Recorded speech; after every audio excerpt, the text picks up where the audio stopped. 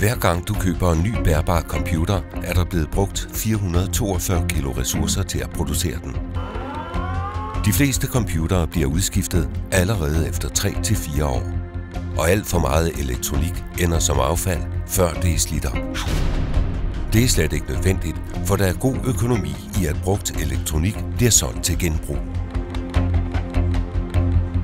Flere virksomheder har allerede gjort det til en god forretning at opgradere computere, telefoner og tablets og sende dem retur på markedet. Et grundigt eftersyn og vedligehold kan ofte fordoble levetiden.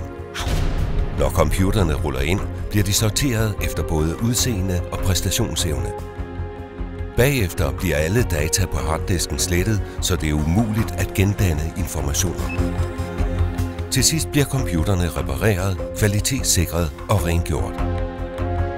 Nu er elektronikken klar til at blive solgt igen, oven i købet med garanti. Det kan betale sig at genbruge din gamle computer. Hvad bliver det næste?